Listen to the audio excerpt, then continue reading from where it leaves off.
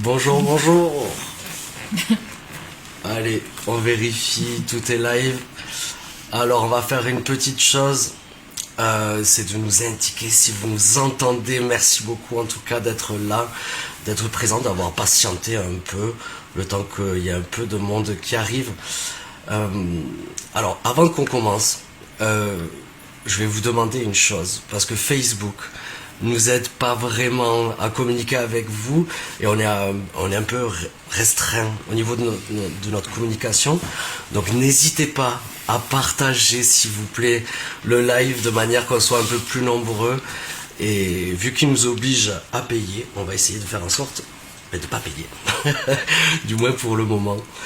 Donc aujourd'hui nous avons une invitée, donc Julie Monnière, qui est avec nous. Bonsoir.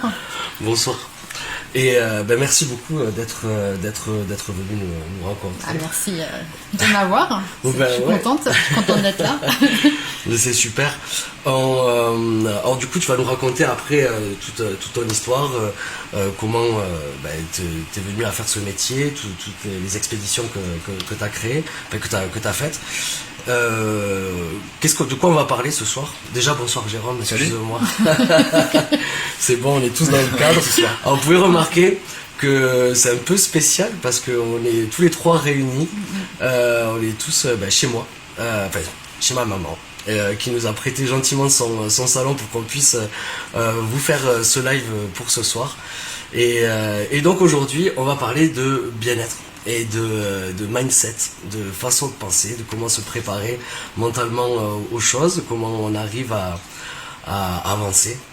Et donc on va parler de ça, Julie va nous raconter un peu son histoire et par rapport justement à la partie mentale et de ses projets qui sont pas forcément faciles. On ira regarder des vidéos, on ira faire un tour sur le site et puis voilà pour débuter. Jérôme, est-ce que tu aurais quelque chose à raconter? Non, mais bienvenue Julie. On ne s'est pas rencontrés depuis un petit moment. Ouais, c'est longtemps. Depuis quelques années. 2 ans et des poussières, ouais. On va dire depuis le début du confinement, mais on est en contact depuis pas mal de temps quand même. Ouais. On a bossé ensemble sur un de ces projets, on en parlera tout à l'heure.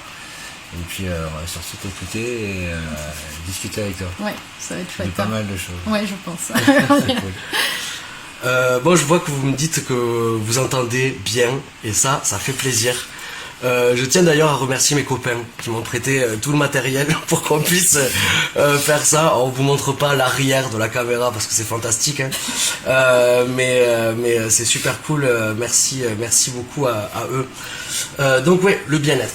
Le bien-être pour nous, pour Seven Prog, ça a été quand même une épreuve à construire. Parce que clairement il n'y avait pas grand chose en fait de digital pour expliquer qu'est-ce que c'est le bien-être. Le bien-être c'est quelque chose qui est subjectif pour tout le monde. On a tous son approche du bien-être, qu'est-ce qui est bien pour soi.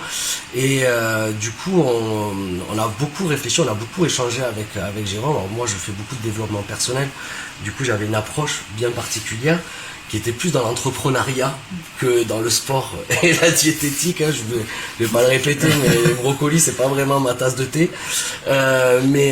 Du coup on a réfléchi pour raconter l'histoire quand même, parce qu'il y a une histoire à ce niveau-là. Il faut savoir que quand on s'est rencontrés avec Jérôme, il a essayé de me faire courir. Du coup j'ai couru pendant un certain temps et j'ai fait des exercices donc appliqués. Pour la diététique j'étais pas encore prêt psychologiquement à le faire, mais j'allais courir et au bout de 15 jours je l'ai appelé, je lui ai dit non, je peux pas le faire. Et il dit mais pourquoi tu peux pas le faire? Et là c'est plus ma notion de développement personnel où je lui ai dit en fait le fait d'apprendre quelque chose de nouveau, pour moi, aller faire du sport régulièrement, c'était vraiment nouveau. Et que dans ma vie, c'était compliqué. J'avais beaucoup de problèmes au travail, dans ma vie de tous les jours. Apprendre une nouvelle chose, en n'étant pas bien dans ma tête, c'était quelque chose qui n'était pas possible en fait. Je ne pouvais pas faire les deux, être très assidu, m'obliger à faire quelque chose, alors que de l'autre côté, quand tu passais la porte de ton patron ou machin, c'était vraiment difficile. C'est de là où nous est venue l'idée, ce serait bien qu'on fasse une partie sport, une partie diététique, qui est vraiment le cœur de métier de Jérôme, et une partie bien-être. Mais le bien-être, c'est quoi? C'est ça qui est compliqué. Alors, il y a une chose qui est importante dans le bien-être, d'après moi, après on va en parler et tout ça. C'est que le bien-être, c'est d'abord comprendre, se comprendre à soi. Comprendre qu'en fait, notre corps, c'est une machine. Et donc c'est notre tête qui contrôle le corps, qui nous fait bouger les bras, qui nous fait marcher, qui nous fait avancer. Donc on peut se dire, on ne peut pas prendre le contrôle de sa tête. Enfin, on prend le contrôle de son corps par la tête. Mais est-ce qu'on peut prendre le contrôle de sa tête? Donc qu'est-ce que c'est de prendre le contrôle de sa tête? Ce sont les émotions. Ça ne peut passer que par les émotions, le fait de vraiment ce que l'on pense. Donc on peut contrôler ce qu'on pense, mais il faut comprendre ce qu'on pense. Donc les émotions. Les émotions, ce qui est difficile, c'est déjà savoir ce que c'est une émotion, quelles sont les différentes émotions. Donc il y a le bonheur, okay, tout ce qui est bien-être, pensée positive, tout ce qui est positif, et après il y a tout ce qui est négatif, donc la colère, la haine, la tristesse. Donc ce sont des émotions où il faut arriver à mettre le doigt dessus, et ça déjà c'est une première chose, de comprendre que c'est ta tête qui va contrôler ton corps et ta façon de bouger. À partir de là, on peut commencer à travailler. C'est de cette base-là de laquelle on est parti avec Jérôme, et jusqu'à arriver à comprendre, en fait, à partir du moment où tu as appris, que tu as déjà mis le doigt sur les émotions, que les émotions, ça y est, tu sais quelles sont les différentes émotions, tu sais qu'est-ce qu'elles te procurent intérieurement, et maintenant, comment prendre le contrôle des émotions. Donc là, il y a beaucoup de cours différents qu'on a fait, une évolution, mais celle qui nous intéresse particulièrement aujourd'hui, c'est l'état d'esprit. L'état d'esprit, déjà il faut être très positif dans sa tête pour arriver à prendre le contrôle. Donc être positif, c'est déjà une base, mais avoir l'état d'esprit d'arriver à pouvoir passer par-dessus, ou alors de se mettre un objectif et un peu... Comment expliquer? Quand tu bloques, quoi. C'est-à-dire, ça y est, c'est cet état d'esprit, tu te motives, tu restes bloqué. Et motivation, souvent. Souvent, le mot qui revient, c'est la motivation. J'ai pas la motivation de. Donc, c'est qu'est-ce qu'il y a derrière le mot motivation? Je ne suis pas capable de. Je ne suis pas capable, et ça va souvent quelque chose de négatif, en fait. On se rend compte souvent qu'on ne peut pas faire, ou que. Enfin, moi, c'est ce que j'entends souvent dans ma clientèle, par exemple, je suis pas capable de, ou j'y arriverai pas avant même. Ouais. D'accord. Donc, quelles sont les différentes étapes pour réussir à prendre le contrôle, comme on dirait. Et c'est pour ça qu'on t'a invité. Parce que alors, prendre le contrôle, toi, tu sais. Oui, je sais. Après, c'est une histoire. C'est l'histoire d'une vie aussi, apprendre. Moi, j'ai fait quand même du sport aussi toute ma vie, donc tu apprends à gérer aussi ça, à te surpasser. Mais ensuite, chacun a ses outils, et je pense que c'est important d'avoir un bien-être, de se comprendre pour savoir quels sont les bons outils, parce que les outils que tu vas utiliser sont peut-être pas les bons comme ce que tu disais, et donc c'est très personnel, ça prend du temps aussi, énormément, et il faut être patient pour réussir à trouver ce qu'on est capable de faire, et on est tous capables de le faire. C'est un peu le message important, en fait, qu'on fait passer avec Seven Pro, c'est qu'on est tous capables de faire quelque chose. Maintenant, à quel niveau on veut le faire, c'est encore une autre histoire. Mais en tout cas, là, on a invité Julie. Je me permets, je l'ai résumé comme ça. Julie, c'est quelqu'un d'ordinaire, comme vous, comme moi, comme Greg, comme tout le monde. Par contre, elle fait des choses extraordinaires. Et c'est de ce côté extraordinaire, on veut prendre les extrêmes. Vous avez quelqu'un d'extrême ici, qui fait des choses incroyables, on va en parler, mais qui a aussi une vie ordinaire, dans le sens noble du terme ordinaire. Hein. Mais qu'est-ce qu'on fait au quotidien pour se permettre d'avoir des choses extraordinaires? Oui, c'est ça. Oui, et je pense que tu as raison, je suis quelqu'un de totalement ordinaire, je fais pas 2 heures de course à pied. Tu sors d'aquagym là. Oui, je sors toujours de l'aquagym. Nous on vient de faire un petit apéritif quand même. Donc, Mais c'est vrai que j'ai trouvé mon équilibre et je pense que je le trouve de plus en plus. Et après cette expédition, la dernière que j'ai faite juste avant le confinement, m'a vraiment aidée et d'être bien accompagnée aussi, de connaître ses limites aussi. J'ai plus 20 ans, je suis pas une sportive de haut niveau, mais j'ai des envies, j'ai envie et quand j'ai une envie, je me dis comment je peux la mettre en place, comment je peux m'entourer, ce que je dois faire, et au quotidien, en tout cas bien m'alimenter et faire du sport régulièrement, même si c'est qu'un petit peu, des fois t'as qu'un quart d'heure, tu vas aller marcher un quart d'heure, tu vas, mais essayer que ça soit régulier. Ça c'est quand même fort. Justement ça, il y a 2 mots que tu dis, Julie, qui sont importants, c'est je n'ai plus 20 ans. Mais on va pas te demander quel âge tu as. Je n'ai plus 20 ans. Non. Je me mets dedans aussi. Je n'ai plus 20 ans et je ne suis pas sportif de haut niveau. Oui. Ce qui est souvent un frein en fait. Parce qu'on se compare à ces gens-là. On se compare aux expéditions que l'on voit, qui sont filmées, qui sont extraordinaires. Exactement. Mais ça ne veut pas dire que tu ne peux pas faire ta propre expédition. Exactement. Et ça ne veut pas dire que tu ne peux pas la faire à côté de chez toi. Donc quand vous allez voir quelques images de ce que fait Julie, dans sa bouche, je ne suis pas un sportif de haut niveau.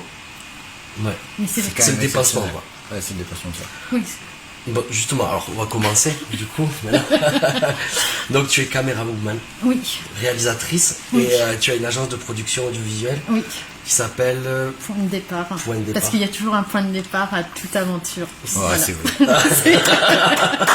C'est magique. On t'embauche en marque. Et donc, alors j'ai regardé, je suis allé sur tes sites et tout, j'ai regardé, c'est tout simplement incroyable. Donc tu as filmé des gorilles dans la jungle de République démocratique du Congo. Tu as filmé des pingouins en Antarctique. Mes enfants t'adorent. Ah, d'accord, on les a regardés. Je vous prêterai le film. Voilà. Les ours en Alaska. Oui. D'accord. Ouais, un gros coup de cœur. T'as filmé des éléphants la nuit au Kenya. Oui. C'est incroyable. Ouais, c'est. Les oreilles. J'étais subjugué. C'est très dur. Ouais, je me doute, ouais. Et là, il faut être patient. Ouais, oui. Ça arrive pas dès le premier soir. Bah ouais, tu m'étonnes. Et donc, tu as traversé le lac Baïkal. Je savais pas où c'était. D'accord, j'ai cherché. Non, mais c'est normal. Je cherchais, je savais pas, donc c'est en Russie. Et là, donc, tu vas sortir un film sur ton expédition qui va être produite par Ushuaïa. Ushuaïa TV. Ushuaïa TV. Et donc là, c'est prévu de sortir à peu près quand on espère cet hiver. Tout a été validé il y a 2 semaines. Ah oui, donc c'est tout frais. On a tout finalisé et on attend que ça sera les grilles des programmes qui nous positionnent dans le programme. Qui nous positionnent dans le programme. Et je pense qu'il doit y avoir des thématiques aussi. Et donc on attend de voir quand est-ce que... Incroyable. Est-ce que c'est pas genre un scoop qu'on lance là Si, c'est un peu un scoop. Oui, c'est vrai que vu que je suis pas très douée en c'est un scoop. C'est un vrai scoop. Alors moi qui viens de l'audiovisuel, quand j'ai regardé ça, c'est incroyable parce que je fais les images et tout. On va regarder après les drones, tout ça, c'est complètement fou. Alors avant qu'on parle vraiment de tout ça, comment t'es venue cette vocation pour explorer le monde et comment t'es venue à faire tout ça? Alors, je pense que déjà la génétique aide parce que ma grande tante, qui est donc née au début du XXe siècle en 1910, est partie à 18 ans à Paris, ensuite au Cameroun. J'ai une de mes tantes à 18 ans, elle est née en 39, elle est partie faire ses études en Angleterre. Et je crois qu'on a un peu la bougeotte. Ouais. Et moi, quand j'ai eu la bougeotte, je l'ai eu à 16 ans, je suis partie en Irlande.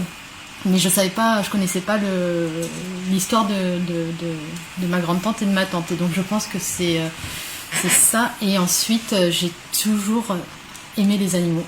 J'ai toujours voulu travailler avec les animaux. Et je ne savais pas...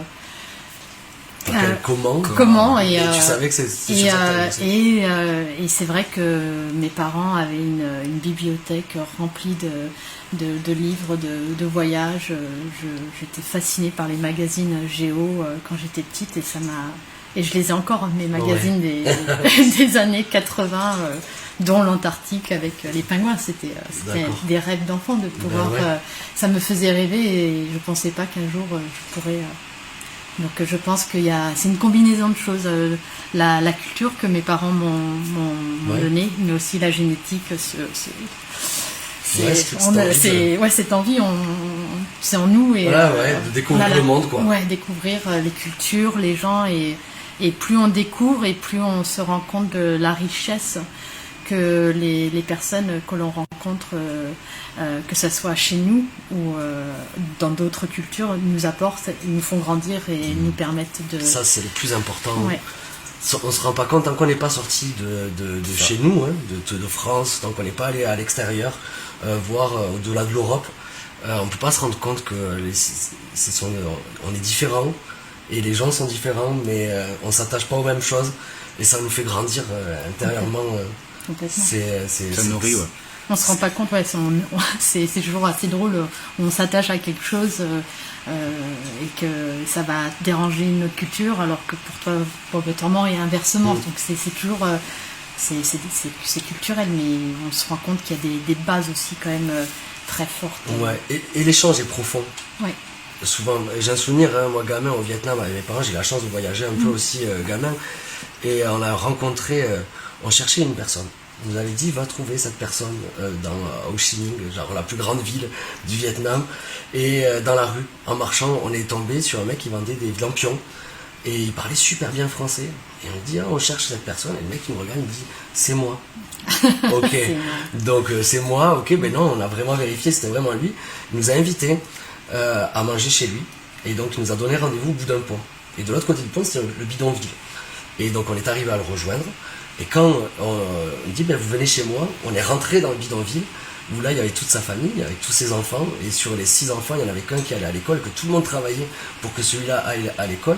On a passé une soirée extraordinaire avec du Georges Brassens en vietnamien, enfin, genre, vraiment quelque chose d'extraordinaire. Quand je suis rentré à 16 ans, on est un peu l'âge bête, quoi. Et j'ai relativisé sur beaucoup de choses autour de moi. De ne pas avoir les dernières chaussures ou le dernier sac est devenu vraiment dérisoire par rapport au partage qu'on pouvait faire. Et c'est vraiment ça qu'apportent les voyages, en fait. Un peu, la découverte du monde. Et ça, c'est quelque chose d'extraordinaire. Alors du coup, où c'est que t'as fait beaucoup de projets, beaucoup d'expéditions. Où c'est que tu trouves l'énergie, le courage de faire tout ça? C'est quoi qui te motive, en fait? Déjà, d'explorer, qu'est-ce qui me motive excuse-moi, là,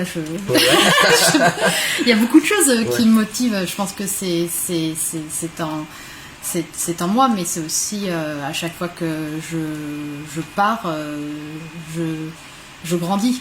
Donc je deviens pas une autre personne, mais j'ai l'impression que je me nourris tellement. Ça te marque, quoi. Que ça me marque et j'ai des images dans la tête de tous mes anciens voyages, de ce que j'ai vécu, des gens que j'ai rencontrés et je sais que je suis la personne que je suis grâce à toutes ces rencontres.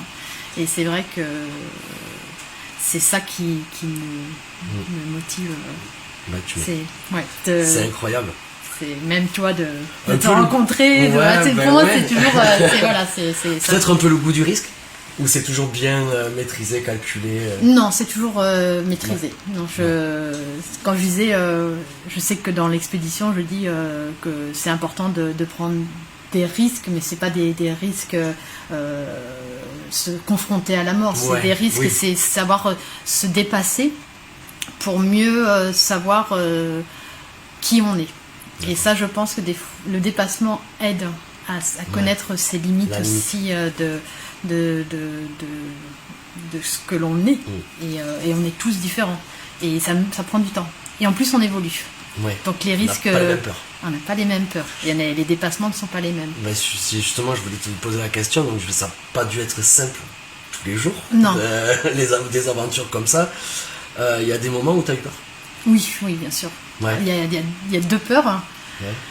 Il y a déjà quand tu pars en tant que femme, Ouais. tu restes sur des peurs de femme. Ben oui. Et ça c'est pas facile, mais tu sais, tu travailles dessus.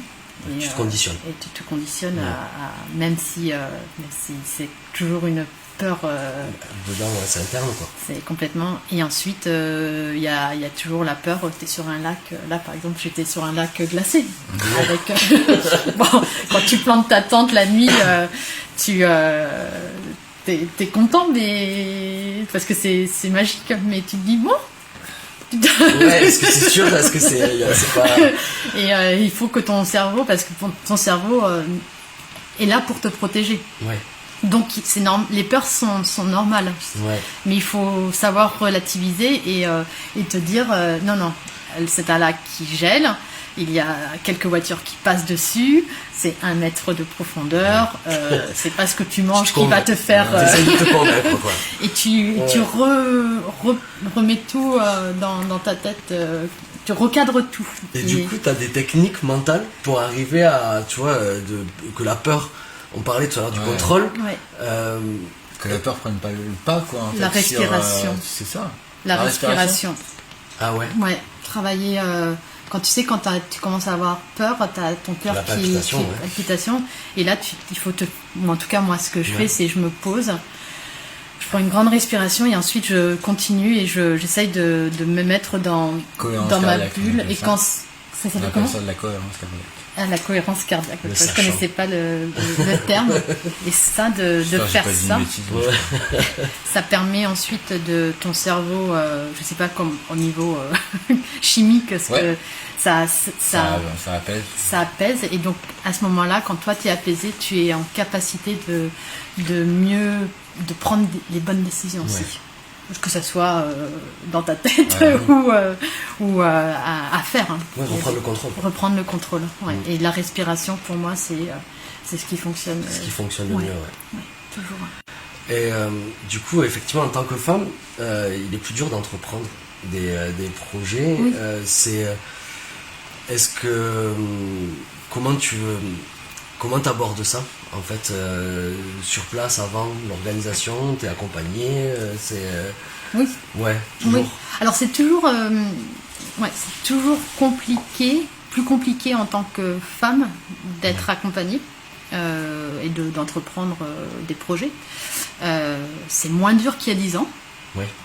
Donc il y a une évolution, c'est chouette. Et je pense que la meilleure façon, en tout cas ce que je peux conseiller aux femmes, c'est de ne pas se poser ce genre de questions et d'y aller. Tu as envie de faire quelque chose, tu as envie de faire un projet, tu en parles, tu motives. Et si toi tu es motivé, tu vas motiver les gens autour de toi. Et tu trouveras les bonnes personnes qui veulent t'entourer. Ouais. Et ça c'est le... Parce que évidemment, il y a pas cette égalité.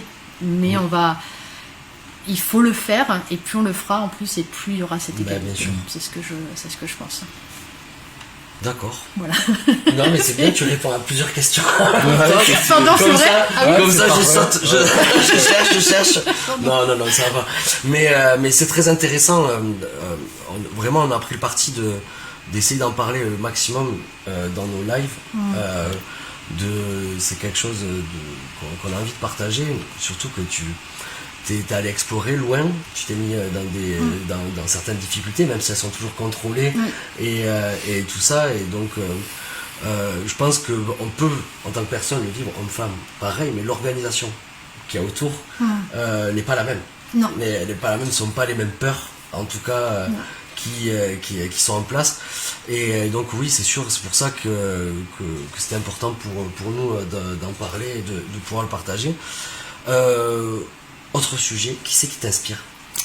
Il y a beaucoup de personnes qui m'inspirent, mais vu qu'on est dans le thème bien-être, femmes, exploration, Felicity Aston. Alors je dois avoir quelque chose par là. Tac. Qui est une ici. C'est attends, hop là, c'est ça. Je vais mettre sur Facebook. mon héroïne. Les aléas du direct, voir si on est bon, voilà. Qui est actuellement en train de mettre en place une expédition sur ça, voilà, je suis allé exactement, de Big North Pole. Donc c'est une scientifique, c'est ça? Elle est scientifique, mais elle est exploratrice. C'est la première femme à avoir traversé l'Antarctique seule et en autonomie. Et je peux vous dire qu'elle a eu de gros problèmes pour mettre cette expédition en place parce que personne ne pensait qu'une femme pouvait le faire. Ah, punaise, d'accord. Et elle a écrit un très beau livre qui s'appelle Alone in Antarctica, que je recommande si les gens savent parler anglais, qui explique tout ça. Moi j'ai eu la chance de pouvoir participer à une de ces expéditions. D'accord. Dans le Zanskar, et c'est une fille extraordinaire. Qui est vraiment pour moi une des personnes pour qui j'ai le plus c'est une de mes héroïnes. C'est quelqu'un qui est humble, gentil, drôle, qui sait raconter des histoires comme très peu de personnes savent raconter en plus, et qui continue à porter des expéditions qui ont du sens. Et là, c'est sa prochaine expédition.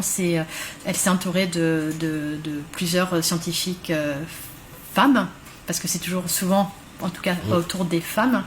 Et pour pouvoir faire des analyses sur ce qui est en train de se passer au pôle Nord et la fonte des glaces. Et la fonte des glaces et les conséquences. Et je recommande réellement à tout le monde de suivre son expédition. Son Facebook. Ouais, j'ai regardé, il y a plein de vidéos, il y a des images incroyables. Alors du coup, parce que j'ai regardé un peu ton site, tu es biologiste? Oui. Ouais. Oui. Et du coup, tu as fait une expédition, c'était en Inde, parce que là aussi, merci Google. Ouais. Google, vous êtes trop fort. Parce que je ne connais strictement rien à tous les noms qu'on m'a donnés aujourd'hui. Et il a fallu que je les cherche. Et du coup, c'est en Inde. Oui, et j'ai trouvé aucun média. Du coup, j'ai eu du mal à trouver des infos dessus. Oui, parce que c'était une toute petite expédition de plusieurs femmes qui avaient envie de partager un moment ensemble. D'accord. Là encore, c'était sur une rivière gelée. Okay. Dans la vallée du Zanskar, donc au nord de l'Inde, et on était plusieurs femmes de plusieurs nationalités. Il y avait une Allemande, une Autrichienne, des Anglaises, Écossaises, moi Française, et on est Islandaise, et on est partis juste pas en tant que biologiste, mais en tant que femmes qui avaient envie de se retrouver et de faire quelque chose ensemble, se dépasser ensemble. Ouais, et c'était un vrai dépassement. On a eu plusieurs problèmes et on est restés soudés. Le groupe était très important et nous a permis de nous surpasser et de mieux se connaître. Parce que c'est dans l'adversité qu'on voit les amis. Complètement. Et même mieux se connaître, même moi j'ai l'impression de je me suis découvert certaines qualité, on va dire. C'est important de le dire parce que je suis pas très douée pour dire, mais oui, je pense qu'il y a, et ça m'a fait plaisir de me dire que que c'était quand même en moi ça, que j'avais cette qualité-là, voilà. Donc une belle expérience. Une très belle expérience, et d'avoir pu participer à cette expédition avec pour moi la plus belle exploratrice au monde. C'est et quelqu'un de humble. C'est quand même la première femme à avoir traversé l'Antarctique, et elle est d'une gentillesse et d'une simplicité. Elle a juste fait, elle n'a pas besoin de le mettre en avant et tout ça. Et quand elle n'est pas en grande exploration, elle explore autour de chez elle.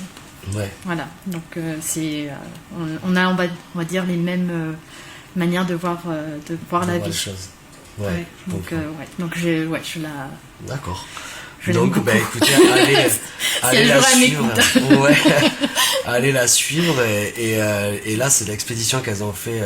Qu'elles sont en train de faire. Elles sont en train de faire. Là, elles sont actuellement en préparation, et c'est prévu pour l'année prochaine. Vous avez le Facebook. Si vous voulez aller suivre, ça peut être sympa. Ouais, c'est très sympa. Hop, allez, on change de scène. T'as vu, ça bouge et tout. Ouais, c'est incroyable. Je vois ça. Je suis J'adore. vraiment un enfant. J'adore. Ça bouge, il y a des couleurs, je suis trop content. Donc, t'es pas toujours en expédition. Non. Bah Du coup, non. qu'est-ce que tu fais en off? En off, moi je travaille hein, comme tout le monde. Déjà. Il faut bien gagner sa vie. Et quand je ne travaille pas, je lis beaucoup. Ouais. Je me nourris beaucoup par la lecture. T'as des trucs que t'aimes plus que d'autres? Un thème, un sujet, ou tu lis vraiment de tout? Alors, en roman, plus les romans du Nord. Ouais. Donc, tout ce qui est islandais, sur les Inuits et les romans danois.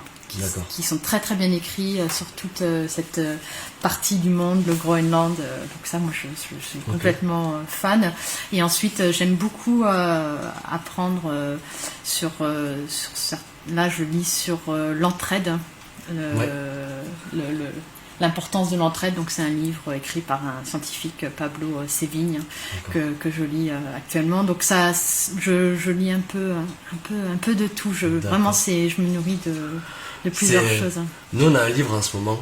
C'est d'avoir le courage de ne pas être aimé. Oui, c'est pas facile. Hein. Ouais, c'est pas facile. C'est pas facile. Mais j'irai le chercher tout à l'heure. Ouais, avec plaisir. Pour tous les gens qui veulent le lire, on monte une secte tous ensemble.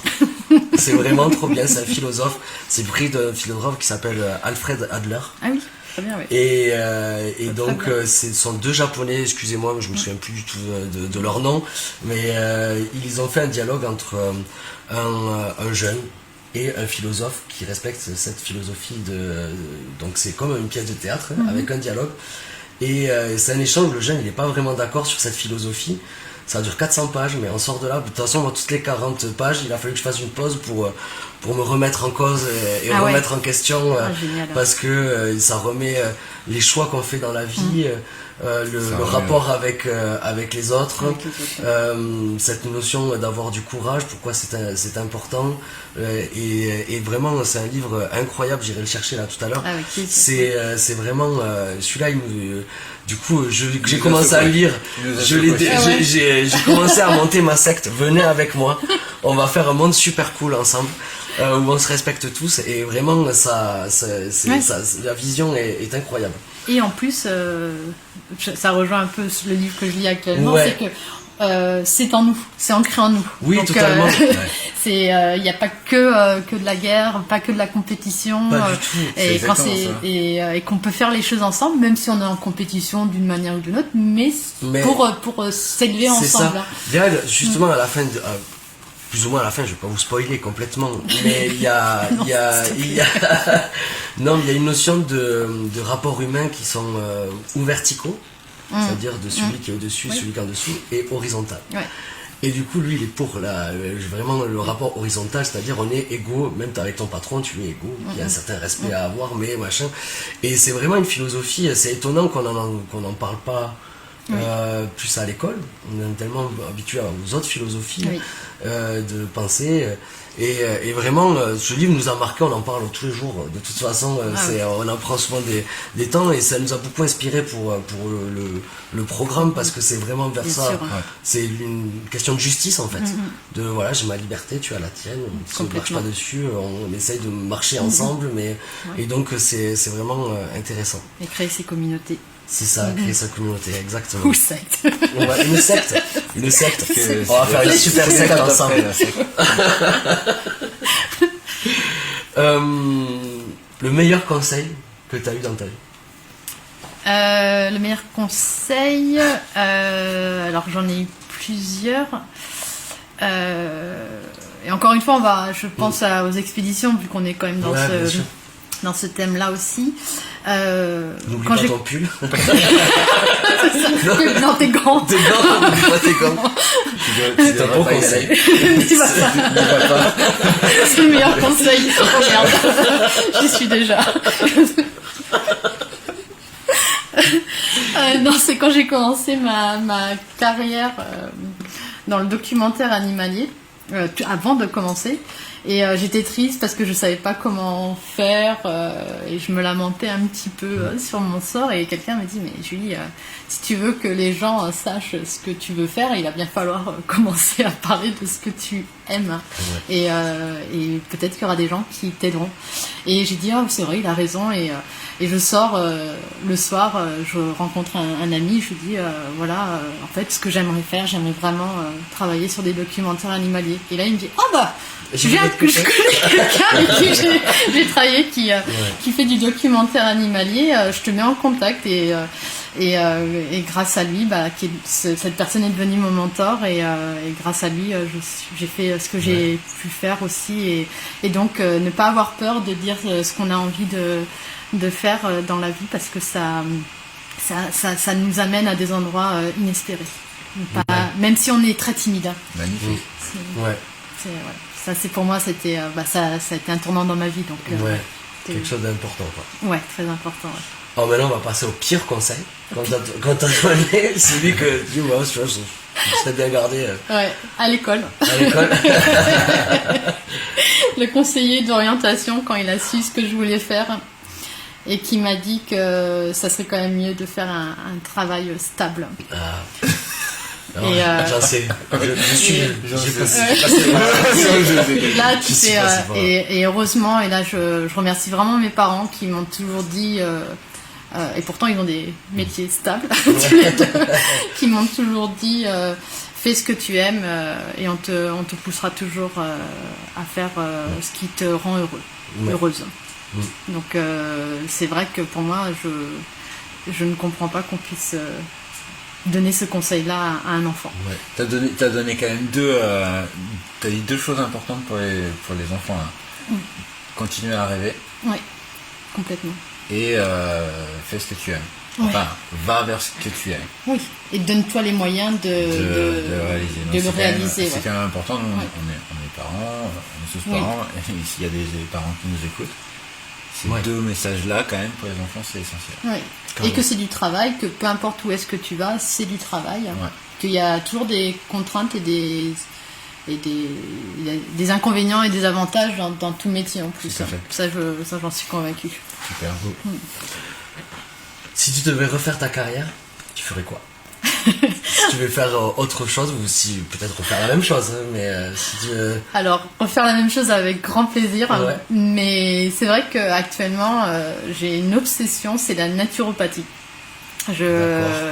C'est se soigner par les plantes et même si je pense être assez proche de la nature et de l'environnement, je n'ai pas ces connaissances qui nous ramènent à nos ancêtres, aux guérisseuses, aux sorcières, à tous ces peuples il y en a certains qui ont disparu, mais il y en a d'autres qui continuent d'exister, qui ont cette connaissance, comme les chimpanzés ou les gorilles qui sont encore capables dans la forêt de prendre une certaine plante pour se soigner. Ouais, bien sûr. Et ça me fascine. Mais c'est beaucoup de temps, donc j'ai déjà beaucoup de choses dans ma vie. Mais si j'avais c'est quelque chose qui me plairait beaucoup, peut-être à la retraite. Ça sera ma deuxième. Ou avant. Oh, je commence un petit peu. T'as déjà commencé. Mais en plus, on a Noémie. Qui fait ça. Noémie, elle nous regarde. Le coach, qui justement va mettre tout un programme pour comprendre les plantes et tout, comme ça, prochainement, qui est bien branché sur ça et tout. On est en train de travailler dessus. Et c'est vrai que c'est intéressant. Avant, on arrivait à se soigner. Je veux dire, avec certaines méthodes. Alors, il y avait des choses qui n'étaient pas super géniales, hein. Déjà les saignées et tout, c'était pas vraiment. Il y avait des trucs plus fun, quoi, comme méthode. Il y a des choses qu'on a oubliées. Voilà, mais c'est vrai que le pouvoir des plantes, c'est quelque chose qu'on a un peu oublié. Maintenant, on regarde les yeux fermés.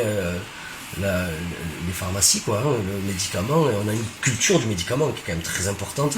Dire qui c'est qui n'a pas de Doliprane avec soi, même s'il faut, mais déjà rien qu'à la maison, quoi. Alors que la base, c'est une sève je sais plus de quel arbre, mais c'est quelque chose de naturel. Quelque chose de naturel, tu vois. Il y a quand même un sacré retour maintenant sur ce genre de médecine, on va dire une médecine parallèle. Et pourtant, elle ne devrait pas être parallèle. Qui ne devrait pas être parallèle, qui devrait être centrale. En fait. Oui, c'est un mélange. Il y a un retour énorme là-dessus. Ouais. C'est comme on avait parlé aussi sur la médecine chinoise, qui avait une culture que, alors je sais plus exactement le pourquoi du comment, mais quand on me l'a raconté qu'en fait, si tu vas chez le docteur, tu vas chez le docteur parce que tu n'es pas malade. Et justement pour continuer à ne pas être malade. Bien sûr. Et donc tu payes le docteur. Mais si tu es malade, c'est que le docteur n'a pas fait son travail. Et donc tu payes pas. Et donc tu payes pas et si t'es malade, tu payes pas parce que c'est la faute du docteur. D'accord. Qui n'a pas su faire en sorte de régler ton corps pour pas que tu ne sois pas malade. C'est quand même une logique, pour nous c'est fou quoi. C'est une philosophie qui est totalement... Mais c'est très intéressant. Mais bien sûr, parce que du coup, ils sont beaucoup plus sur le bien-être physique de soi que nous, parce que nous on va chez le doc parce qu'on est malade quoi. Et non pas pour se soigner. Et on le paye pour qu'il nous soigne, mais on n'aurait pas dû tomber malade. C'est incroyable, cette logique. Et en plus, du coup, j'ai essayé de chercher, en étant à Toulouse, je suis grande ville, trouver quelqu'un qui soit dans cette... Non. Pas du tout. Mais pas un seul truc. Ouais, c'est compliqué. Hein. Ouais. Je sais qu'en Angleterre, c'est une école qui a du mal à se faire connaître et respecter telle qu'elle. Mais surtout, c'est considéré comme borderline. Quoi. Ouais, mais... De dangereux. Oui, mais tant qu'on le... quadrille pas, ça. Après... ou alors spirituel et tout ça, alors que non, en fait c'est une vraie réflexion à faire, et on est tellement formaté, j'ai envie de dire, par tout ça, que du coup on le voit pas forcément. Du coup, je vais passer un peu la main à Jérôme, parce que c'est moi le grand bavard du groupe. Juste, je vais l'introduire, après comme ça vous allez en parler, mais comment tu as rencontré Jérôme et quand en fait? À quel moment vous vous êtes rencontrés? Alors, on s'est rencontrés juste avant, quelques mois avant mon expédition, donc en 2019. Et j'étais suivie par Teddy Palassi, qui est un coach sportif, entre autres, il a plusieurs casquettes. C'est quelqu'un qui, je vais pas faire sans sa bio. C'est compliqué. Pour ceux qui le connaissent, c'est compliqué de le décrire. Donc je vais dire que c'est un ancien commando marine qui travaille pour une société maintenant de téléphonie. Voilà. Et qui a monté aussi sa propre société Voilà. Enfin, un petit coup de pub, c'est cool. Ouais, c'est vraiment une chouette personne, et lui, il connaissait Jérôme parce qu'il travaillait sur un autre projet. À l'époque, on travaillait, on était formateur pour TRX, pour la partie française et francophone. Alors TRX, pour ceux qui savent pas, c'est un instrument de torture pour faire de la musculation. C'est ça. Dans mon monde, c'est un magnifique outil qui permet des choses incroyables. C'est un peu...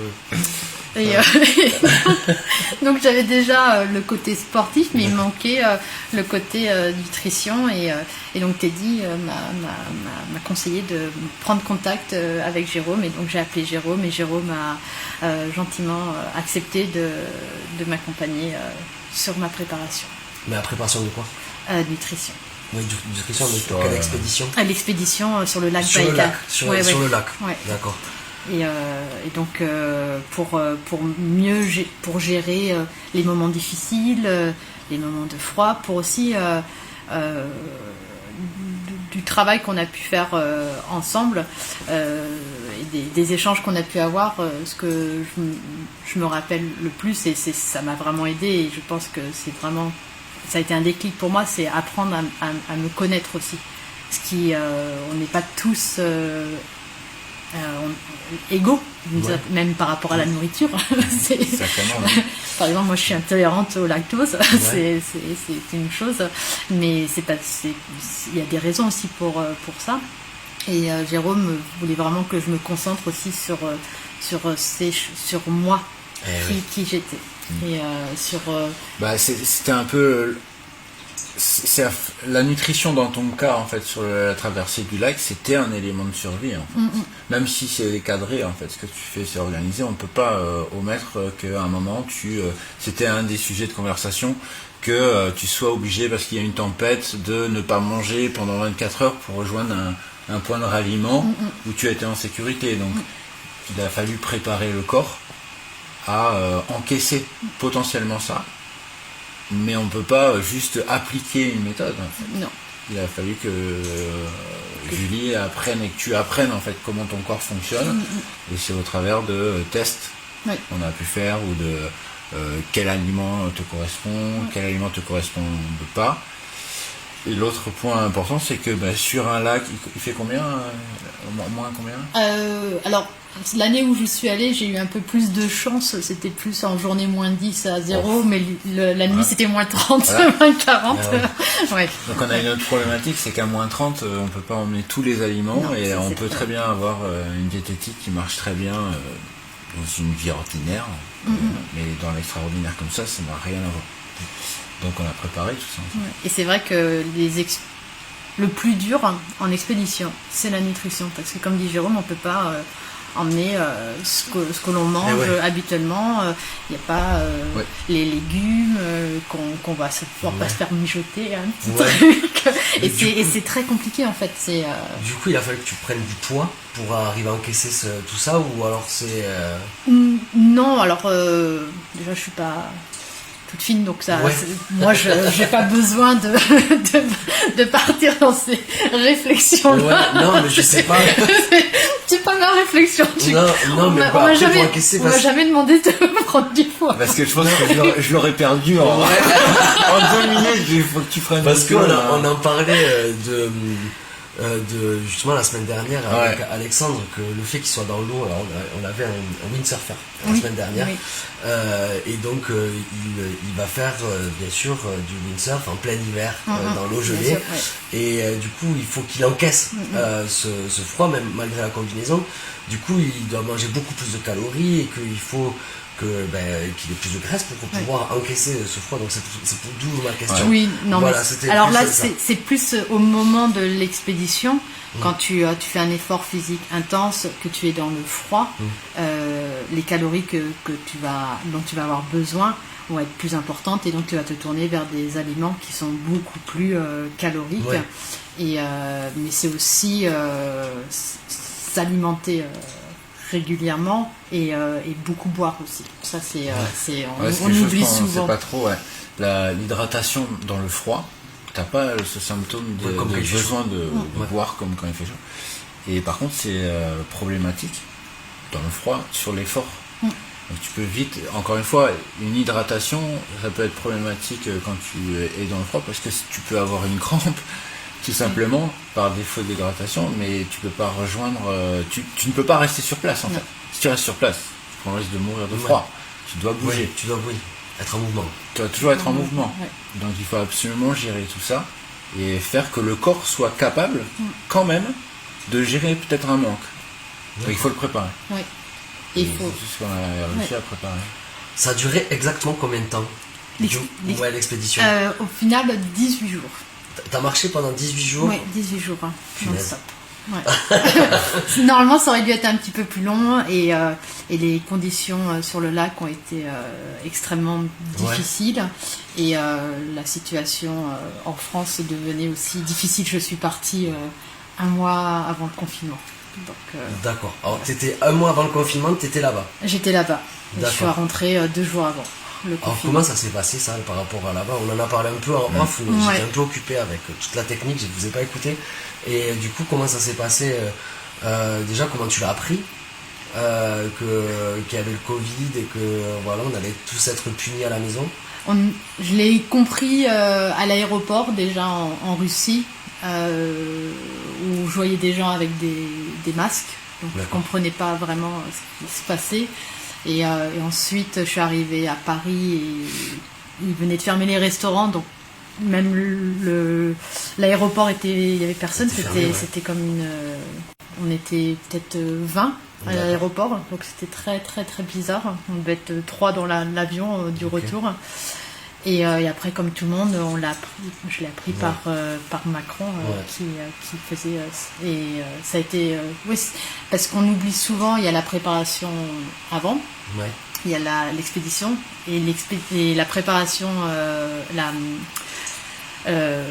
revenir, l'après est souvent oublié. Comme un peu un blues, quoi. Ouais, c'est un blues, c'est le blues même au niveau du corps, au niveau du mental, et c'est un gros travail à faire. Et quand on rentre avec le confinement, ça a été dur. Ouais, ça a été très très dur pour tout le monde. Alors j'imagine quand tu sors d'une grande liberté avec un espace toute seule pendant des jours. Du jour au lendemain, se retrouver enfermé avec les autres à Paris et dans une psychose absolue de fin du monde, parce que vraiment les premiers jours ont été les plus impressionnants pour tout le monde. Je pense que tout le monde a eu un coup de pression, quoi. Et c'est vrai qu'en plus, là où moi je suis partie, il y avait 2 degrés de plus que la moyenne annuelle. Alors 2 degrés, ça a l'air pas beaucoup, mais dans les pays très froids, c'est extrême, c'est énorme. Et c'est vrai que pendant mon expédition, j'avais même fait une petite capsule où je parlais de ça, qu'il y avait vraiment un changement, et qu'un jour, en fait, il allait peut-être nous arriver quelque chose qu'on n'arriverait pas à contrôler. Ça a été assez... c'est un peu surréaliste. Donc ça fait réfléchir, ça m'a fait vachement réfléchir. J'ai beaucoup réfléchi. La prochaine fois, le dis pas. Oui, je suis désolée tout le monde, Pardon. Ok, c'est bon. Voilà, on a trouvé la coupe. On a trouvé le pangolin. Scoop numéro 2. Allez, hop. Dis pas où est-ce que j'habite, s'il te plaît. C'est peut-être que je continue à vivre. Mais bon. Du coup, lequel sur ta préparation, du coup, il y a eu déjà combien de temps de préparation? Voilà, je me rappelle plus du tout. C'est des fois j'ai plus cette notion. J'irai 6-7 mois peut-être. Ouais, 6-7 mois. Je pense. Ouais. Et entre le physique, la diététique, le mental, les émotions, c'est quoi qui a été le plus important ou le plus dur à travailler? Qu'est-ce qui a été le plus... Alors le plus dur, non, je pense que ça je répondrai peut-être pas, parce que le physique a été compliqué, mais pour d'autres raisons. Mais le plus intéressant et qui m'accompagne encore aujourd'hui, c'est la préparation nutrition avec Jérôme, et en parallèle, j'avais une préparation aussi mentale avec Ismaël, qui est un homme extraordinaire aussi. Ismaël, pareil, qui est un ancien militaire et qui est spécialisé dans la préparation mentale. Voilà. Et donc, ce que j'ai appris, c'est on a évidemment 2 cerveaux. Le cerveau primitif et notre deuxième cerveau, et j'ai appris à travailler avec les deux à travers ces 2 accompagnements qui m'ont vraiment énormément aidé sur l'expédition, mais qui continuent à m'aider aujourd'hui. Ce sont des outils qui aujourd'hui encore, c'est devenu un mécanisme en fait. Oui, et même par rapport à la nutrition, quand je me jette sur quelque chose, là je me dis... Qu'est-ce qui va pas? Tu vois, j'entends, j'ai de l'espoir. Voilà. Je me dis que ça prendra le temps qu'il faudra. Mais j'arrêterai de manger la nuit et je penserai à toi quand j'aurai mon gâteau dans les mains. Mais ça viendra. Tu vois?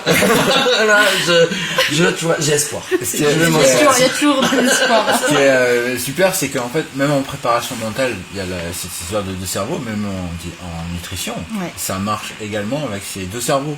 D'accord. Et c'est ça en fait qu'on essaye d'apprendre, on peut contrôler certaines choses. Il faut apprendre qu'il y a des choses qu'on a l'impression de maîtriser, on ne les maîtrise pas. Mais en comprenant qu'on ne les maîtrise pas, on commence à les maîtriser. Exactement. Voilà. Et on ne peut pas tout maîtriser, ça marche aussi en diète. Ça c'est vrai. Il faut être indulgent avec soi-même. Ouais. C'est encore une fois. Ça fait partie de la physiologie en fait. Ouais. Et quel est ton prochain projet? Alors, actuellement, je suis sur un énorme projet, et donc je suis en post-production d'un film, donc ça me prend beaucoup de temps. Donc actuellement, j'ai pas de projet, mais j'ai de la chance d'avoir tous mes projets dans ma tête.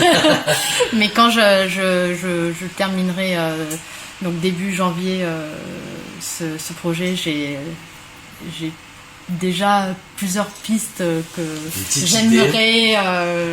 La mer, la montagne, la glace, encore le froid? Alors le froid, ça c'est évident. Peut-être pas l'année prochaine, mais oui, je suis complètement attirée par le froid. Je peux pas l'expliquer. Je suis bien là-bas. Je me sens apaisée, je me sens bien. Donc encore une fois quelque chose que je ne comprends pas, mais je sais que je suis bien. Mais j'aimerais quand même faire quelque chose en France. D'accord. Voilà. J'aimerais, mais je sais pas encore. Donc j'y réfléchis de temps en temps, quand j'ai un peu de temps, quand je marche le week-end. J'y réfléchis, mais évidemment que je referai quelque chose. C'est super. Est-ce que tu as d'autres trucs à nous partager? Je suis au bout de toutes les questions. À partager. Non, je crois qu'on a. On a fait le tour quand même. On a fait beaucoup le tour. Mais c'est vrai que si je pourrais partager que. Alors c'est vrai que depuis que je suis rentrée de cette expédition en Sibérie, et j'étais partie parce que j'étais entre deux vies. Je revenais d'Angleterre, ça faisait 15 ans que je vivais en Angleterre et je revenais en France. Et j'avais toujours voulu. Je m'étais dit, quand tu as un temps pour toi, fais l'expédition dont tu as envie. Et donc je me suis dit, c'est le meilleur moment. Et grâce à et j'avais besoin de me recentrer sur moi-même. J'avais énormément travaillé, comme on a tous fait, des burn-out. On bosse beaucoup. Même si j'aime beaucoup mon travail, il faut aussi prendre soin de soi. Et je me suis dit, c'est un moment pour toi pour te réancrer. Je me sentais de plus en plus éloignée de ce que j'aimais, de mes environnements, de la nature. Et donc j'ai voulu partir. Et depuis que je suis rentrée, j'arrive à plus facilement, grâce à l'accompagnement de Jérôme, d'Ismaël et de Teddy, et à ma réflexion, mon introspection aussi pendant ce moment, que je pense qu'on en a tous besoin. J'arrive à mieux me connaître et donc à trouver mon équilibre en fait. Et je suis plus apaisée depuis que. Ça c'est super. Voilà, donc ça c'est. On met beaucoup de temps à se trouver. Oui. À se comprendre. Tout à l'heure on parlait de comprendre ses émotions, comprendre sa façon de penser, comprendre, de savoir ce qu'on aime aussi, de ce qu'on aime, de ce qu'on n'aime pas, d'arriver à faire le tri. On subit la plupart du temps, pour beaucoup, et on met du temps à le comprendre, qu'on subit l'extérieur, on subit les gens, on a le sentiment d'être tout le temps agressé, alors que c'est une grosse prise de prendre du recul, d'essayer de comprendre et de faire le choix entre ce qu'on aime, de ce qu'on n'aime pas, de prendre des décisions, et une notion de courage, parce que quand on a fait ces décisions, il faut avoir le courage de les prendre, de faire des choix, et c'est vrai que c'est pas facile. Non, mais par contre c'est révélateur. Quand on arrive on en parlait tout à l'heure, à passer ce cap là, cette marche à gravir, à passer, qui est difficile, mais à partir du moment où elle est passée, on sent les choses différemment. Je vous propose qu'on reparle par la suite de la capsule, mais on va aller se regarder la bande-annonce qui est exclusive. Excusez-moi. C'est vrai que c'est la première. Excusez-moi du peu. Voyons si je me trompe. Ah, ça tourne, c'est génial. Alors, j'espère que vous allez avoir le son. Alors, on va couper nos micros le temps que vous ayez la musique, si je me trompe pas.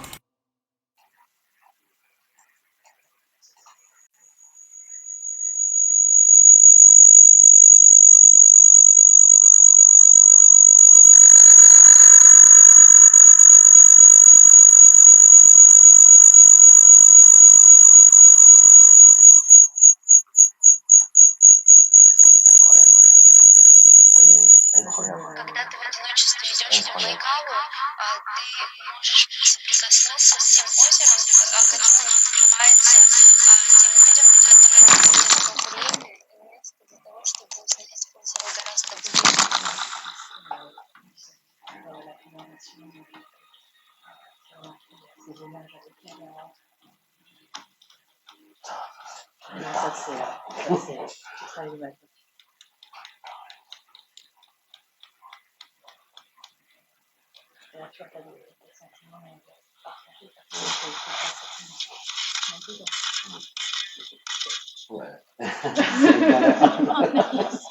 Quand on est sur sa plante,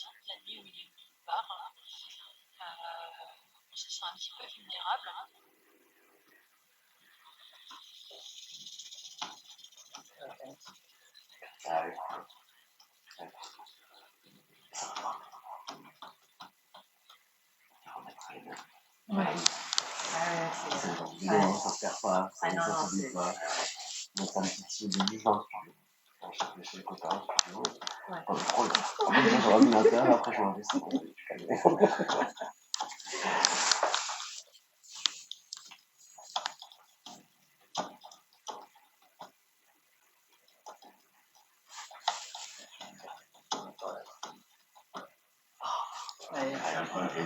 Ça c'est la. Normalement, tout le lac devait être comme ça. Et je me suis retrouvée.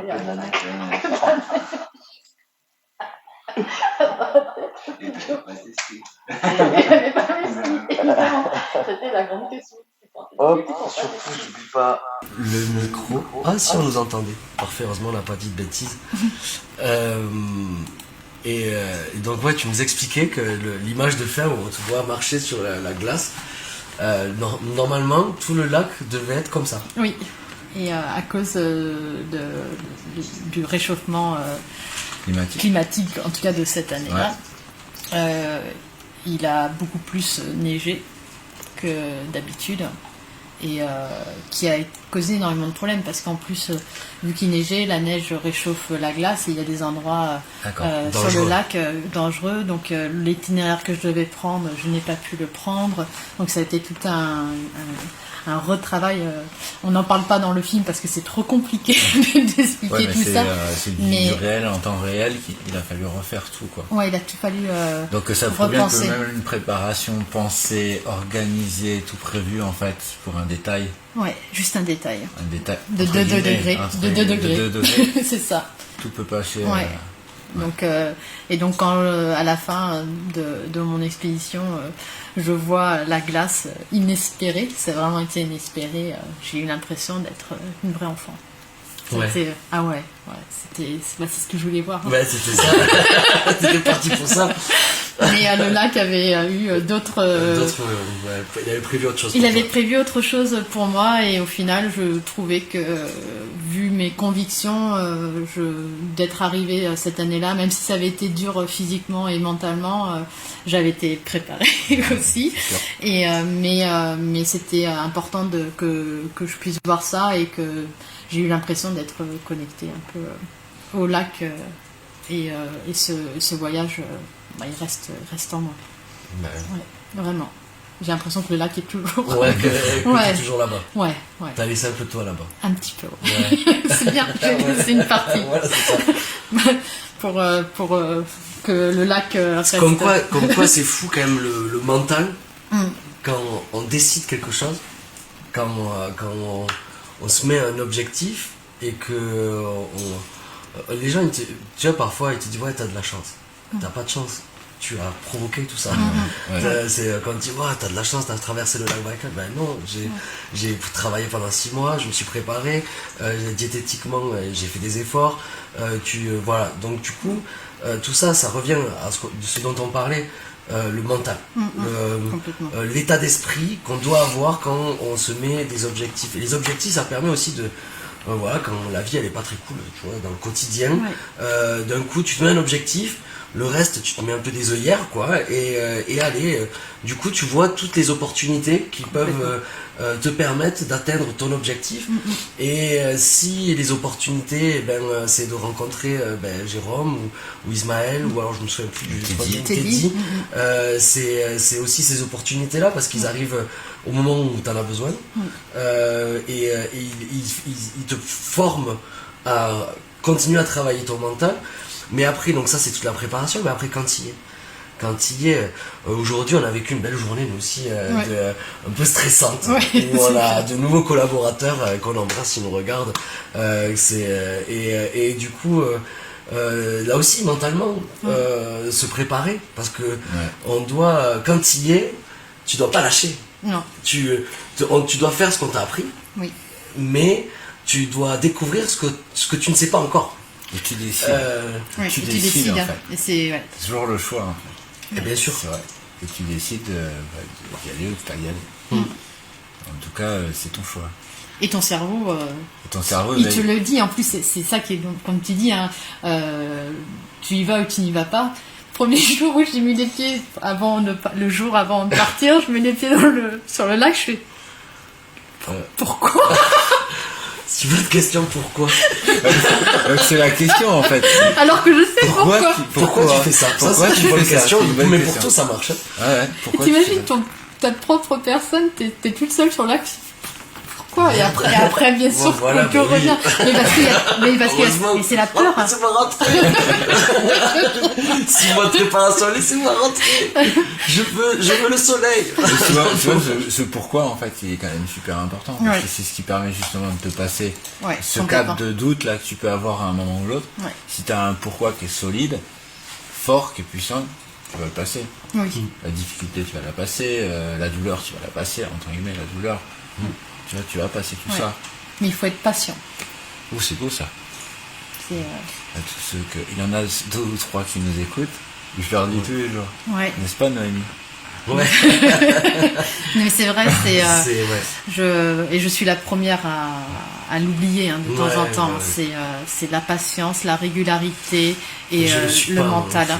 Mais je pense qu'aucun de nous. Mais c'est vrai que de temps en temps, et quand on a un objectif fort, de se le rappeler du pourquoi et de se dire ok, c'est pour ça mais j'ai le temps. Donc te mets pas la pression non plus.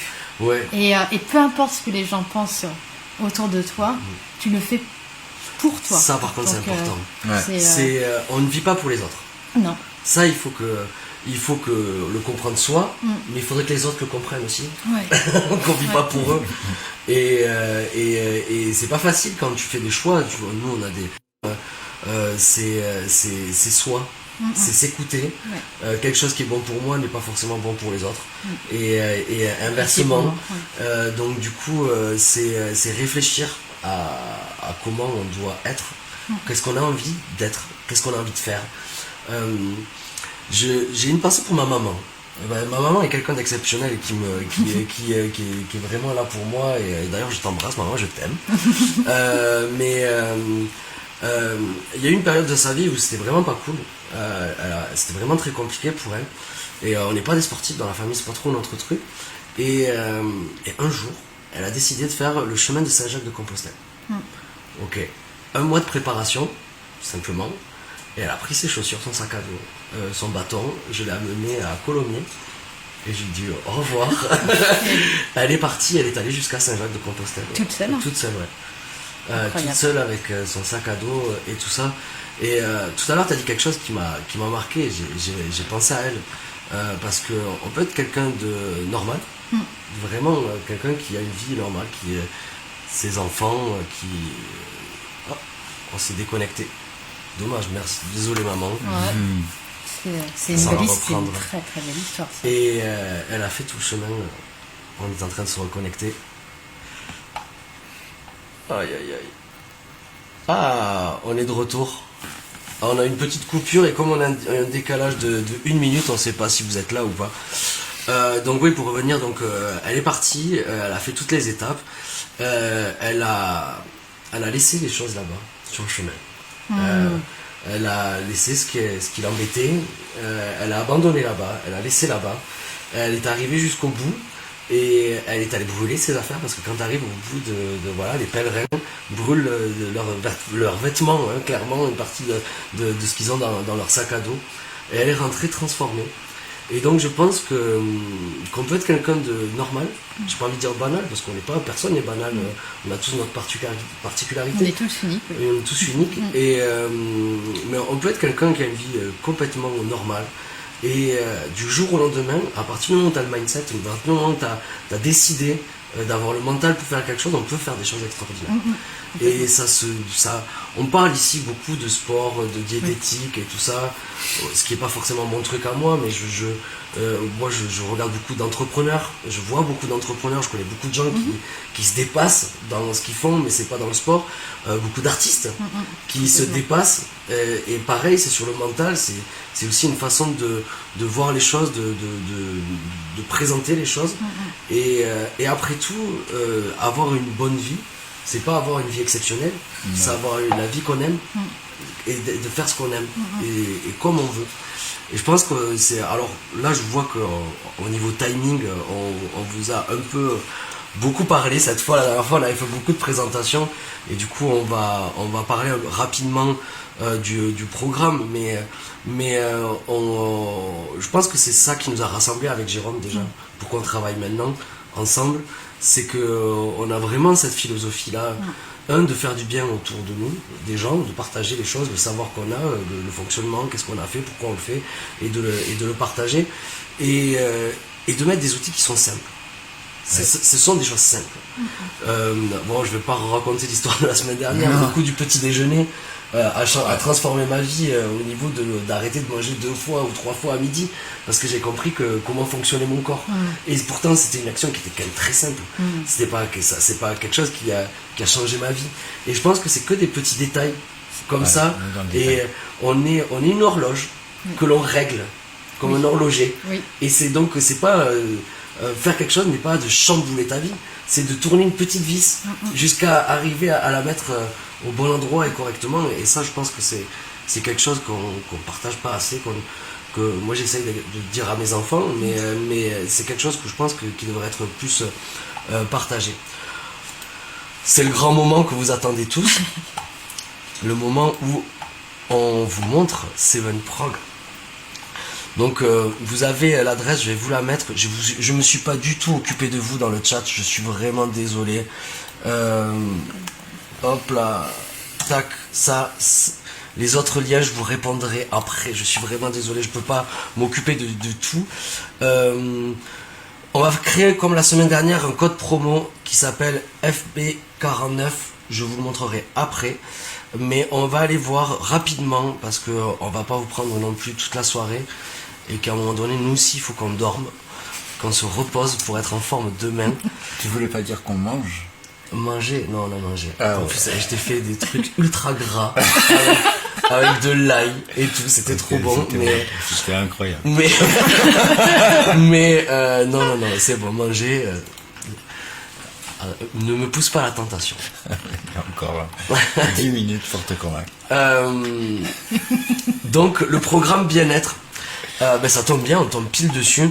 La chose la plus importante pour nous, au-delà d'abord, la base, c'est de connaître ses émotions, comment ça fonctionne. C'est vraiment le plus important. Quand on a mis le doigt, on peut commencer à réfléchir, à prendre un peu le contrôle. La première chose, c'est la pensée positive. Il faut de suite transformer ce qui est négatif en positif. Déjà, au niveau émotionnel, sentiment, vous savez, le nœud là qu'on a ici, qui est difficile à faire passer, à partir du moment où on a une pensée positive, c'est vraiment intéressant de le changer. Alors, je vous rappelle qu'on a fait des super vidéos. Alors non, j'ai honte, on n'a pas fait de super vidéos. On a essayé de faire de jolies vidéos sur Arcachon, et on a essayé de faire un truc sympa où Jérôme, à chaque fois, voyage de page en page parce qu'il est jamais au même endroit. Et donc, vraiment, vous avez un cours complet sur la pensée positive, mais ça, c'est que la première base, c'est-à-dire de vraiment prendre conscience comment ça fonctionne, la pensée positive, comment on l'organise. Après, il faut apprendre au fur et à mesure. Il faut savoir que là, dans notre programme, ça dure 12 semaines. Il y a des concepts, donc il y a 2 cours par semaine à chaque fois. On va aller par exemple au suivant, où on va vous apprendre par exemple à fixer des objectifs, comment trouver du temps. Toutes les personnes qui me disent je n'ai pas le temps. Je n'ai pas le temps. Vous allez être très déçus. Parce qu'en moyenne, je trouve 25 heures par semaine. Voilà. Sur tout le monde, à peu près. 25 heures par semaine où, en réalité, qu'on perd à faire autre chose. Ça, c'est une bonne question à se poser. Ouais. Combien de temps j'ai? Ouais. Et donc là, c'est génial. On a pris clairement, moi je suis quelqu'un d'assez... quand je cherche, j'essaye d'être assez précis. Et bien là, on a pris un tableau, un agenda, Google Agenda, et on fait tous les agendas, un après l'autre. Qu'est-ce que tu dois vraiment faire? Qu'est-ce que tu es obligé de faire? Et qu'est-ce que tu as envie de faire? Et à partir de là, tu comptes toutes les heures dans lesquelles il y a des trous, et parce que c'est là où tu prends ton téléphone, que tu regardes la télé, que tu fais autre chose de ce que tu voudrais par rapport à ton objectif. Donc l'idée, c'est qu'il y a des outils pour gagner du temps. Après, quand vous arrivez un peu là, on vous laisse, il y a le sommeil qui est quelque chose d'important. Je suis quelqu'un qui dort pas. Du coup, je fais de l'hypnose en ligne. Ça fonctionne super bien. Je dors merveilleusement bien. Il a une tête de fou ce mec, mais je l'adore. Vous l'avez dans l'autre programme. Le rituel du matin. Alors je me suis un peu calmé. J'ai eu une période où 5h du matin, 5h du matin, debout, travailler, 2 ordinateurs, 3 cafés. Bon voilà. Là je suis passé vers 6h30. Et toujours la même routine. Alors elle est pas sportive. Mais et encore, remarque, je pars tous les matins, je marche. Ouais, tous les matins, je fais. Ça. En fait, non, c'est mon application qui me dit qu'il faut. Aujourd'hui, t'es pas allé faire du sport. Alors, du coup, maintenant, j'y vais. Tu vois, t'es arrivé à me vexer. En fait, c'est important. Le rituel du matin n'est pas que sportif. Non. Je lis, moi. C'est le seul moment où je prends 2 heures. Ça peut être de la lecture, ça peut être un moment où tu prends ton temps, en fait. Ouais. Où tu fais rien. Ouais. Où tu t'étires comme un chat. Mais tu sais, comme tu t'imagines être un chat. Ah ouais. Et parce que tu prends le temps et ça te fait prendre le temps. Tellement hyperactif que je peux pas. Moi, je me lève les yeux comme ça, grand ouvert. Ça dépend. Et c'est ce qu'on disait, chacun est différent. Donc en fait, vraiment. Du coup, le du matin, il faut que ce soit personnel. Ouais, totalement. Complètement. Il faut chercher en fait ce qui nous est personnel. Ouais. Après ça, on arrive. Je crois que j'en ai sauté un. Qu'est-ce que c'est le bonheur? Attends, j'en ai sauté plein. C'est lui, la pensée positivité. Celle-là, elle est compliquée. Enfin, elle est compliquée. Elle est intéressante, mais si elle arrive au bout de 5 semaines, c'est qu'il y a une raison. C'est que déjà, il faut que tu aies pris pendant toutes les autres semaines à penser de façon positive. Là, on rentre vraiment en détail. Être que tu es optimiste ou pas? Qu'est-ce qu'il faut? Et après, il y a des méthodes concrètes. Pourquoi être proche du bonheur, chercher le bonheur, les leviers, ce qu'on disait, de trouver les opportunités quand tu marches, que tu dis tu parles à quelqu'un et de fil en aiguille, comme tu as commencé à travailler dans les documentaires animaliers, si à un moment donné tu n'avais pas mis ces leviers là, ça serait jamais arrivé. Il y a l'effet Tetris. On dit souvent quand tu commences à pas avoir de chance, et t'as toutes les galères qui arrivent derrière. L'effet Murphy. Voilà. Il faut savoir que ça marche dans l'autre sens aussi.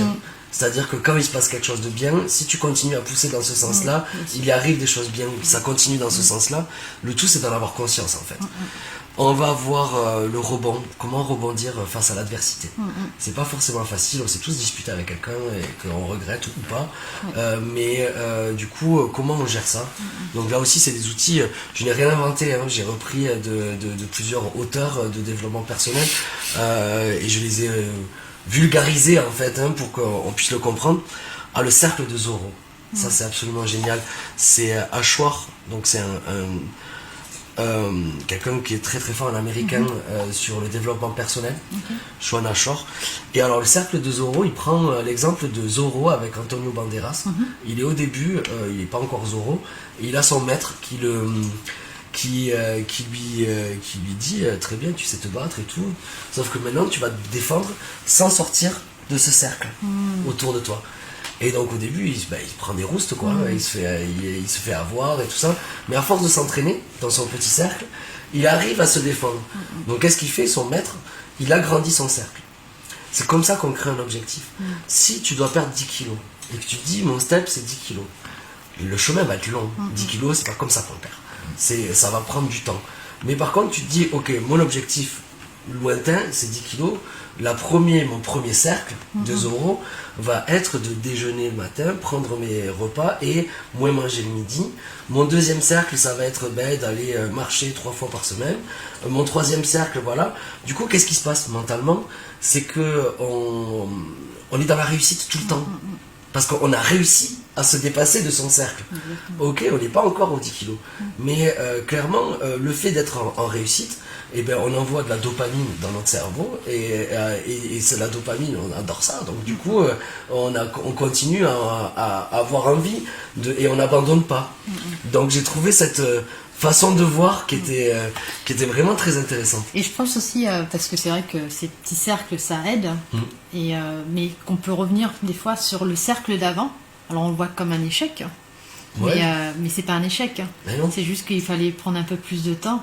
Et je pense que ça c'est important aussi, même par rapport à la patience et par rapport à votre programme. C'est que c'est pas parce qu'il y a eu un moment, peut-être dans le programme, un échec, qu'on se dit c'est fini.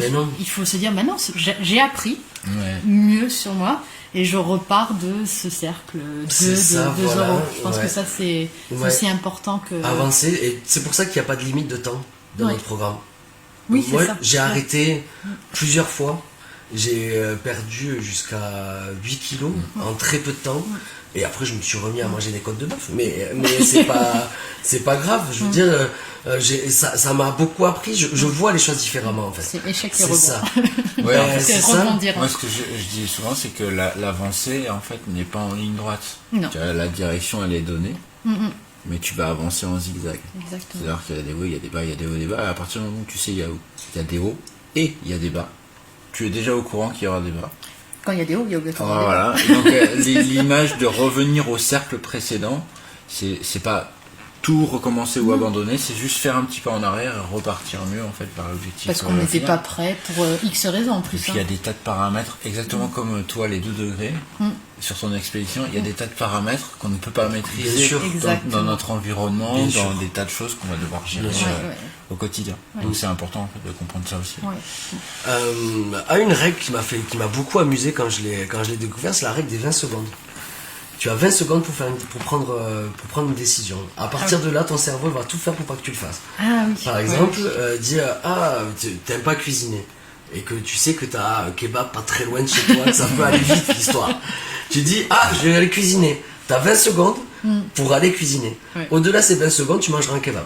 Enfin, ça marche pour tout. Hein. D'accord. Par exemple, moi le Le sport. sport. Le sport, et on a une coach aussi avec qui on en a parlé longuement et elle m'a dit ça marche trop bien, vraiment. Donc le sport, moi j'ai du mal. Voilà, ça, bon, je vais pas le cacher, enfin, je le cache pas. Qu'est-ce que j'ai fait?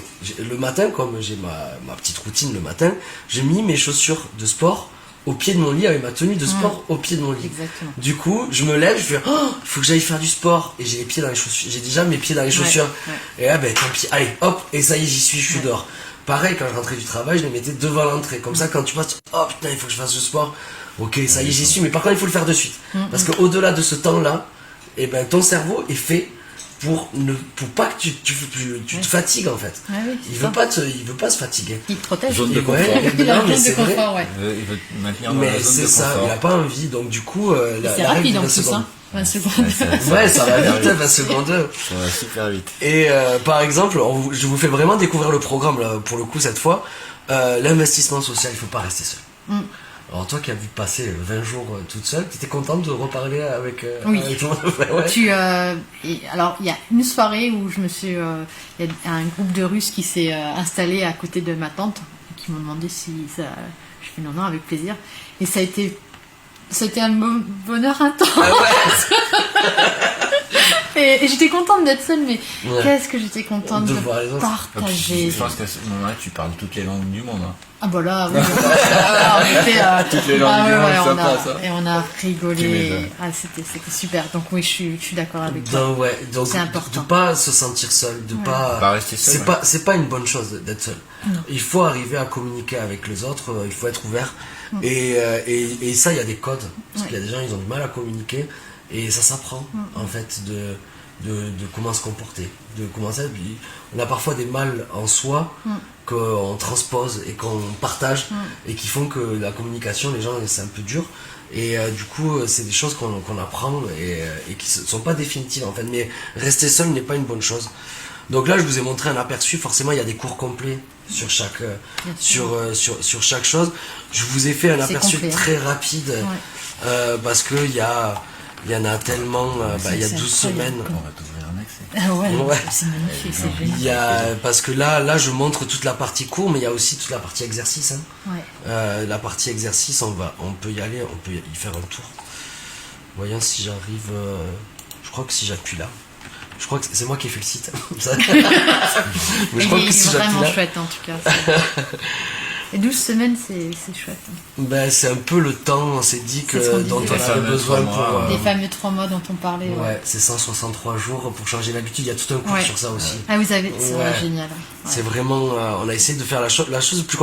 On a fait vraiment le truc qui, pour nous, nous convenait en fait. On n'a pas réfléchi à si c'était trop, si c'était pas assez. On a fait pour nous ce qui était important à mettre en avant. Donc là, tu vois, j'étais tout à l'heure sur les cours. Là, on arrive sur la partie des manuels. Donc là, on est donc sur le bien-être. Donc on a les objectifs, gagner votre temps avec des applications, comment faire ses courses. C'est bête, mais par exemple, mange avant d'aller faire tes courses. Oui. Tu verras, ton caddie, il est plus cool, quoi. Ouais. Fais une liste aussi. Ça paraît simple. Ma maman fait une liste. Je fais une liste. J'ai compris. Ouais. Voilà, comme ça, Toujours ça va vite. Comme ça va vite. Plein de petites applications. La citation des mantras, on en a parlé un peu, je crois, en off. Donc en fait, quand on demande aux gens de penser de façon positive, c'est très compliqué pour eux t'as tendance à plus rien avoir dans la tête, c'est plus, d'avoir peur de penser. Est-ce que c'est positif, est-ce que c'est négatif, quand t'es vraiment focus. Du coup, là je vous donne toutes les phrases sur lesquelles vous pouvez travailler dans plein de thèmes différents où c'est très intéressant. Je fais un tour très rapide, les amis. Mais ce qui est génial, en plus, c'est plein de petits moments. Là, c'est ça que tu peux. Que le programme, en fait, c'est des moments que tu prends pour toi. Oui. Et ils sont pas. J'ai l'impression, en tout cas, ça n'a pas l'air d'être des moments où tu dis bon, j'ai 2 heures. Non, tu le fais quand tu veux. Tu le fais quand tu veux. T'es libre. Tu peux piocher. Je suis là sur le téléphone. Tu le fais vraiment comme tu veux, autant que tu veux. Nous, l'avantage qu'on a vu, pourquoi on a fait ça à la base, c'est pour que Jérôme, au lieu quand il a un client et qu'il donne 1 heure de cours, il va lui dire mais va lire ça. Comme ça, on va en parler en fait. Je vais pouvoir te dire mon point de vue. En fait. Et être efficace en tant que coach. On a fabriqué la boîte à outils. On leur donne la boîte à outils. Et je peux en fait dire, en préambule, que l'on se voit ou qu'on me parle, va lire ça. Comme ça, après, le travail est effectif. Oui, parce qu'en plus, ça donne du temps à la personne pour réfléchir aussi. Elle peut y réfléchir, elle peut venir avec des questions. Et en gros, c'est vraiment l'idée d'avoir la boîte à outils directement chez les gens. Donc c'est vraiment ça, et on a de chouettes choses à vous annoncer avant la fin de l'année. J'espère que ça va, que les projets qu'on est en train de mener derrière, on essaye d'amener le truc au maximum, sur cette partie. Et c'est vrai que ça c'est le point de départ. On va remercier les coachs qui nous soutiennent, parce que c'est clairement grâce à vous qui nous avez donné, qui nous donnez la force. Je pense notamment à Julie, je vais l'écorcher son prénom, elle va me tuer. Vas-y. Migdoué. Migdoué. Ah, toi aussi. Excuse-nous Julie, t'es trop génial. Tu nous aides à fond dans notre projet et tout. Les gens. Christelle.